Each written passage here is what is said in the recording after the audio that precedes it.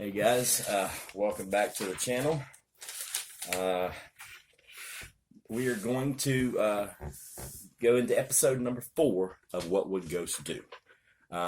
This episode is in response to an email that I got from Lily on the Bayou. A lot of you guys may know her from the live streams and stuff like that. Lily on the Bayou. Her question was pretty open-ended and kind of generic, but it's actually a very important question. Number one, just to set the basis, they're new to the community and pretty new to the prepping community and prepping in general. So she's really starting to get her foundation down and make positive steps in the right direction. Her question is on how do you defend your property in an SHTF situation. And some of these answers I'm going to have to be kind of vague. Lily, I will send you a personal email covering the things that you can't say on YouTube because you're talking about some things that may involve red colored bodily fluid, and obviously I don't want to do that on YouTube. So defending your property in an SHTF situation, and her situation is 1 to 2 acres, and some of it is waterfront. I'm going to assume that's a lake because the word beach did not come up in the email. So I'm going to say lakefront, maybe stream or riverfront, either way. So 1 to 2 acres, and you're wanting to defend your property and obviously your home as well. Okay, so if you're like me and you plan on defending your property, you want to have concentric rings of defense. You don't just want to know somebody's trying to take your stuff when they're knocking on your door or breaking your windows. You want to have concentric rings, whether that's a fenced-in yard with a dog that loves to bark at anything that moves, whether you've got solar-powered motion-sensitive lights, whether you run, you'll be amazed what you can do with fishing line and tin cans and all kinds of crazy little things that you can string up from the trees to make noise. You've got, you can even do the very inexpensive, they're out there now, they're almost like the trail cameras, but that you can get a live feed. They're night vision security cameras that people put on their house. Even your Ring doorbell, I think that thing has night vision capabilities that you could just, and it probably wouldn't take much to figure a way to wire it up to a battery power source and hook it up to a solar panel during the daytime where it's charged fully and it'll run all night, and you've got solar powered night vision cameras to watch your perimeter and watch your property. You can even set them up where it runs to your, you can set it up to, I know there's different programs on the way these cameras come. If you can get the system running, I'm pretty sure that the alarms and all the bells and whistles will work with it.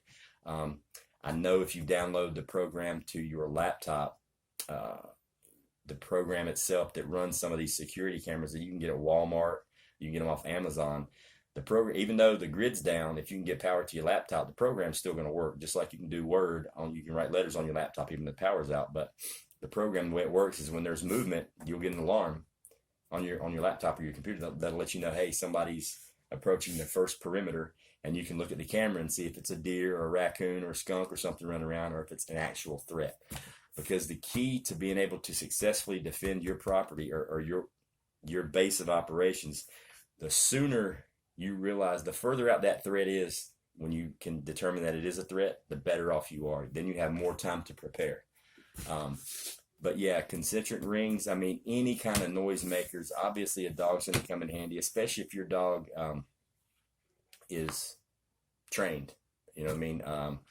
Not a dog that just barks at the moon, barks at the leaves, and just barks for no reason, but a dog that actually is trained to bark when somebody's trying to get in, basically. I have several friends that have the Belgian Malinois, and those things are amazing. They're devil dogs. They're crazy. They're insane. They're awesome. They come in handy for a whole lot of stuff. But yeah, an animal outside could be your last perimeter. You're fenced. You could run. You can do it old fashioned, just like tin cans hanging on the fishing line. It looks stupid, but it works.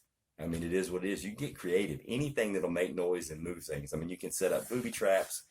You can do all kinds of stuff. And the whole booby trap thing, I'll send you an email on that because I don't want to get in trouble on YouTube.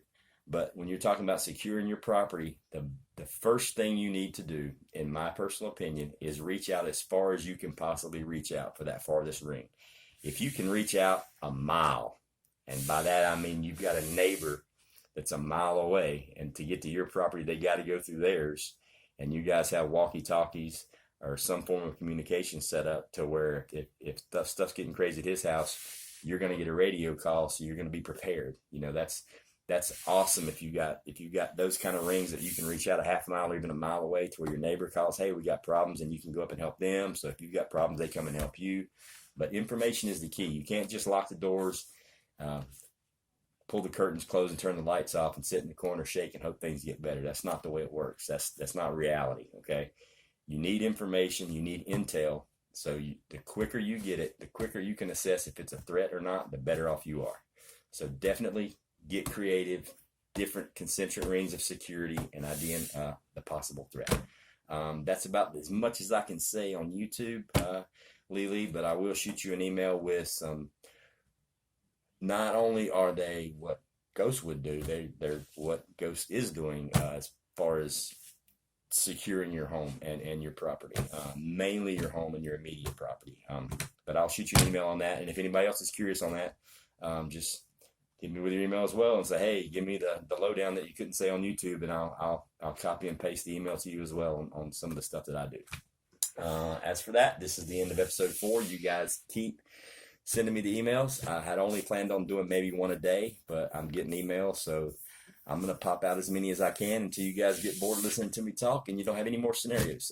Hopefully that doesn't happen. I enjoy this. So hit me up with emails, wwwgdquestions@gmail.com. I'll put the link in the description, wwwgdquestions@gmail.com. Thank you very much.